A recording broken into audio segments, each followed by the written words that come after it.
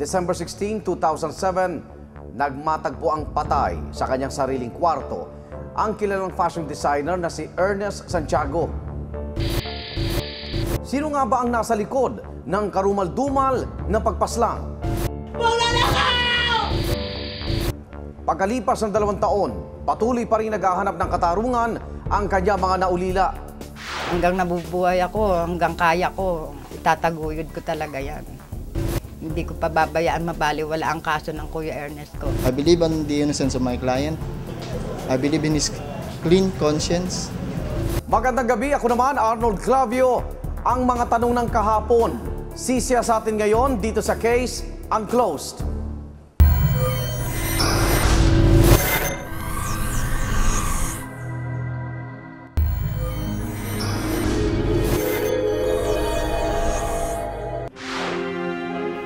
Pasado alas 3 sa madaling araw noong December 16, 2007, mahimbing na natutulog si Ernest Santiago sa loob ng kanyang silid sa bahay niya sa Pagsanhan, Laguna.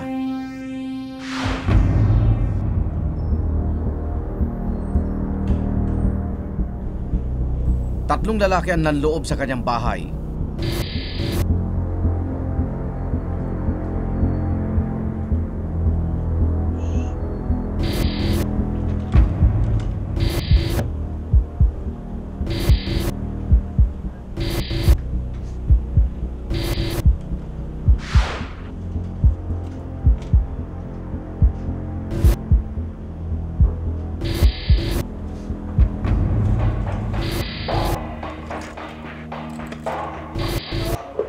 Dalimpungatan si Ernest. Ano ginagawa niyo? At ikinagulat niya ang pagdating ng mga di inaasahang bisita. Na ilang ulit siyang pinalo. Nilagyan nila ng kumot tsaka unan. Tinaktan yung kadaber ng matanda. Mabilis na tumakas ang tatlong lalaki at tangay ang sasakyan ni Ernest. Mga alahas at perang nagkakahalaga ng 200,000 pesos.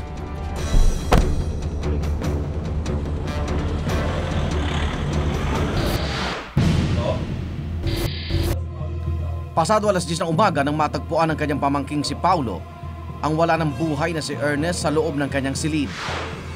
Dito, si Paulo po ito. Dito? Dito! Dito! Dito! Tulong! Tulong!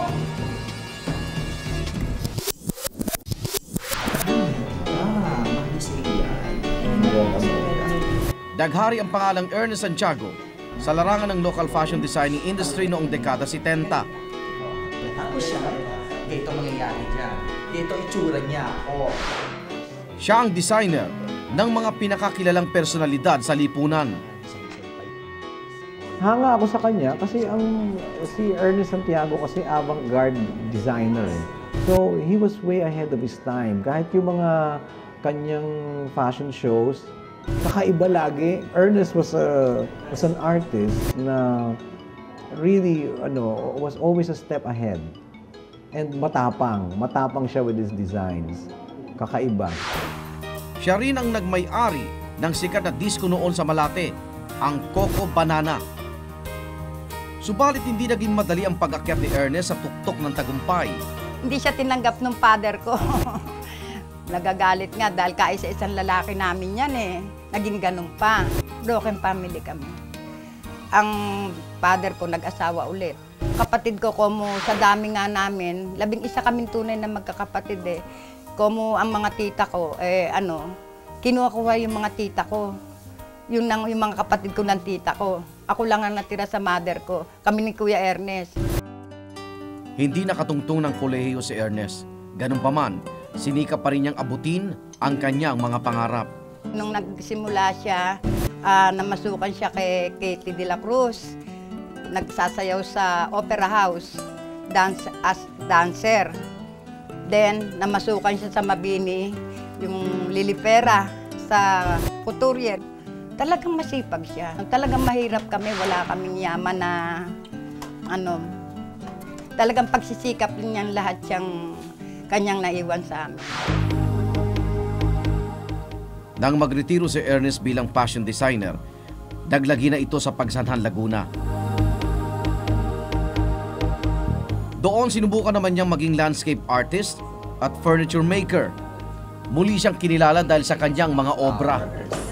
Kung pumunta siya sa Laguna, gusto lang niya parang quiet, retire. And hindi naman naging gano'n kasi sikat na sikat siya doon. At sa bawat tagumpay, hindi siya nakalimot na ibahagi ito sa mga malalapit sa kanya. Bilang isang kapatid, siya lahat ang tumutulong sa amin. Sa mga anak ko, siya nagpaaral. Doon sa pagsanghan, marami siyang pinag-aral. Yun lang kaibigan naming isa, tinulungan niya, pinag-aral ang mga anak. Yung mga tauhan niya, pinag-aaral niya. Talagang matulungin. Kaya ganun na lang ang pagdadalamhati ng mga mahal niya sa buhay. Talagang malaking kawalan. Yung pagkawala ng Kuya Ernest ko. Pakasakit, di ba? Di ko nga malaman kung ba't nagkaganon. Hanggang ngayon, talagang iniisip-isip ko yan. Ba't ginagawa pa yun? Hindi na lang nila ninakawan. Ginanong pa. Sa pagkamatay ng fashion designer na si Ernest Santiago, inako ng mismong hardinero at caretaker nito na may kinalaman siya sa krimen.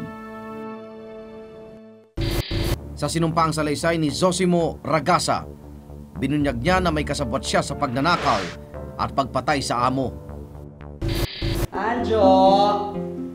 Diyan na po, Sir Ernest. Kung bagal mo talaga kahit kailan. Pasensya po. Naghanap po po.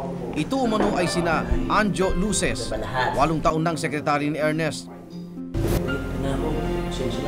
at ang mismong live-in partner niya na si Alex Musende, kapwa mga pinagkakatiwalaang tauhan ng biktima.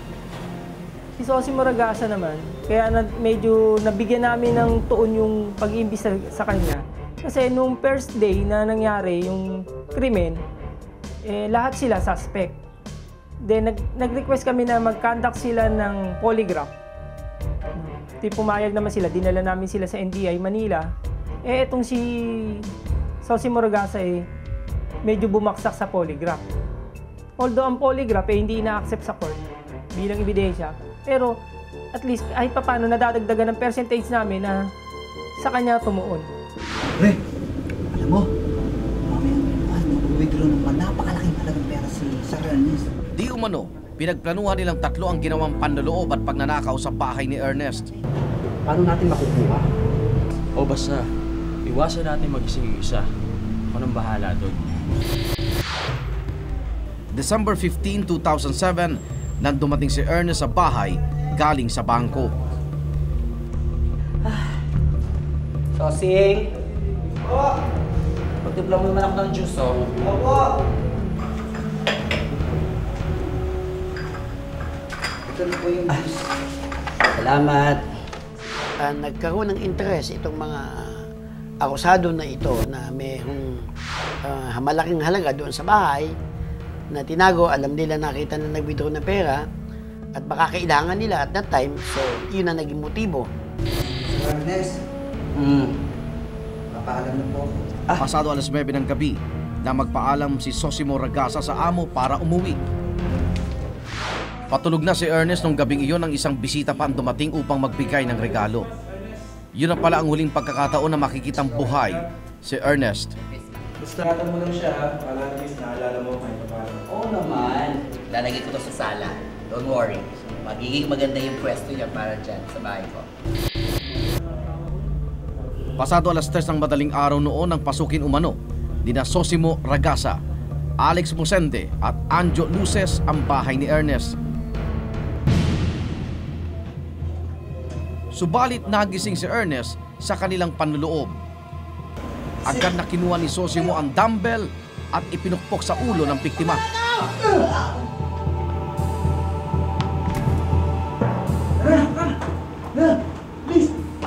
Siguro ay napatay na nila. So yun ang unang motibo mo na ay pagnanakaw Ngayon, kung paano yung sasagawa magnakaw, kilala sila nung victim, so papinatay na din nila. Tumakas umano ang tatlo at nagtungo sa bahay ng Infanta sa lalawigan ng Quezon. Bagong pinatay! Tama na, bakit pinag-aaway? Eh, nagising eh. Anong gagawin ko? Mabubulyaso tayo. Wala sa usapan natin. Tutuluyan mo yun. Tama na. Pag-usapan na lang natin. Kung hindi ko gagawin, mabubulyaso tayo. Para makaiwas sa problema na to. Inabando na umano ng 3 ang sasakyan sa bakanting lote at tuluyan na nga silang naglaho. Doon sa nangyari naman na yon, talagang para akong pinagsakluban ng langit at lupa. Isipin mo, kasama ko pala yung mga pumatay sa kapatid ko. Di ba napakasakit nun? Kasong robbery at homicide ang isinampa sa mga suspect na nadadawit sa krimen. Actually, nung natapos ang judicial confession, in-inquest namin siya sa fiscal office, sa prosecutor, under ni Fiscal Timog. Then, ang fiscal, ang resolution, i-hold na siya sa pagsangan.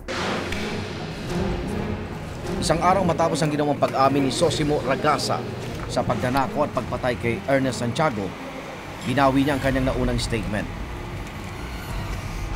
Kailangan ko nalaman yan. At inamin niyo lang po dahil gusto ko makarating dito. Ayon kay Ragasa, napilitan lang di umano siyang pumirma sa dokumentong nagsasaad ng kanyang pagkakasangkot sa krimen. Tahasa naman itong itinanggi ng Philippine National Police sa pagsanhan.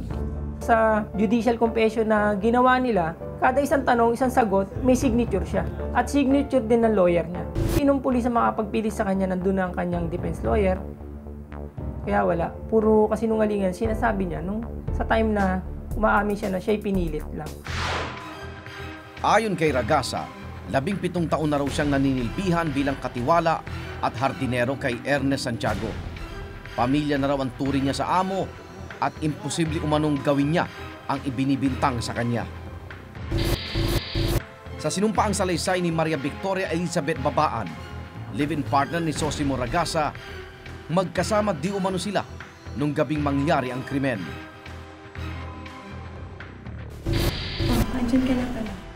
Magkasabay pa di umano sila na kumain ng almusal noong umaga ng December 16, 2007. Baliwanag na nang umalis ng bahay si Ragasa at magtungo sa bahay ni Ernest Santiago. Pagdating sa bahay ni Ernest Santiago, nakita pa di umano ni Sosimo Ragasa ang amo na nakahiga sa kwarto nito. Hindi niya ito ginising sa pag-aakalang mahimbing ang pagkakatulog niya. Maayos naman ang paligid ng silid. Nung makita nila, 10 o'clock na eh. Nakita lang nung anak ko yung una na may dugo. Pero ang bahay, ayos. Talagang hindi talaga pinasok ng magnanakaw na ano yun. Dahil kung magnanakaw na lahat yun, yung TV, lahat isasaka yun. Isasaka yun. Dala nila ang sasakyan ng kuya ko.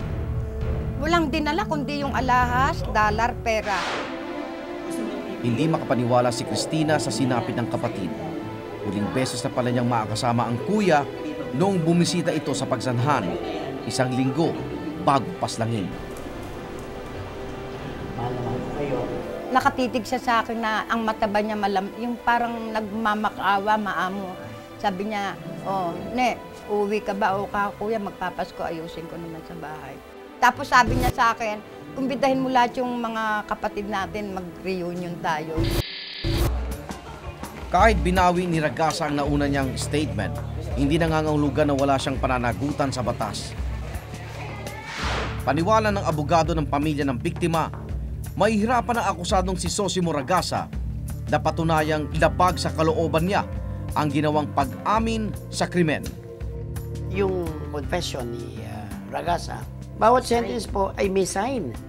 Yan ay unusual pagkat ang sa atin sa batas, sufisyente na po yung, halimbawa, dun sa hulihan, halimbawa, 10 pahina yung confession, sa hulihan yung abogado at saka yung confessant. Iyan, bawat tanong ng abogado niya, halimbawa, ano nangyari, may signature yung abogado, may signature din siya.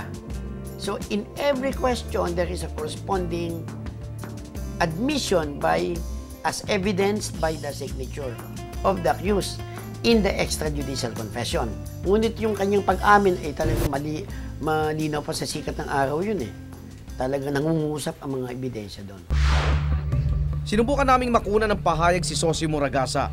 nakasalukuyang nakapiit sa Laguna Provincial Jail, subalit tumanggi siyang magbigay ng pahayag. Samantala, nananatiling pinaghahanap ng batas si Alex Mosende.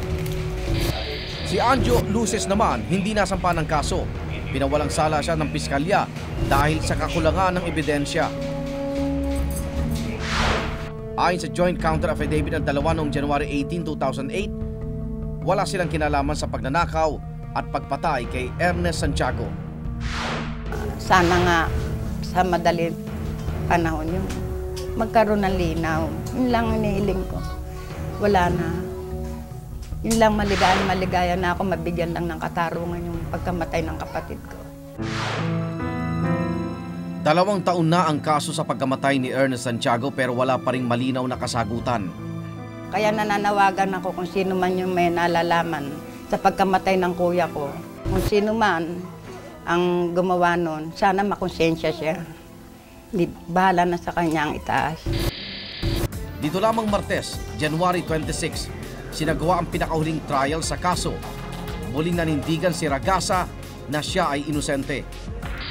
I believe on the innocence of my client. I believe in his clean conscience. So that would be the only thing I could give you. I could not talk about the legal issues, the evidence. I could not do so. Kumpiyansa naman ang abogado ng pamilya ng biktima na may magandang kahantungan ng kaso. Sa ngayon, ang nagpipresenta po ng ebidensya ay prosecution. Nakapagpresenta na po ang kapulisan ng isa, yung si Tapeño. I-cross-examine pa sa susunod na bista. Dito po sa aming kasong ito ay kita naman nangungusap na, sabi ng mga manananggol. Ang ebidensya ay nangungusap. Ha? Hindi naman kailangan na tingnan pa ng dalawang pagtingin, no? Patuloy namang umaasa ang mga mahal sa buhay ni Ernest na hindi magtatagal ay maakamit nila ang katarungan. Hanggang nabubuhay ako, hanggang kaya ko, itataguyod ko talaga yan. Hindi ko pababayaan mabaliwala ang kaso ng Kuya Ernest ko. Hanggang sa susunod na Huwebes, ako naman Arnold Glavio, ang mga tanong ng kahapon. Sisiya sa atin ngayon, dito sa Case Unclosed.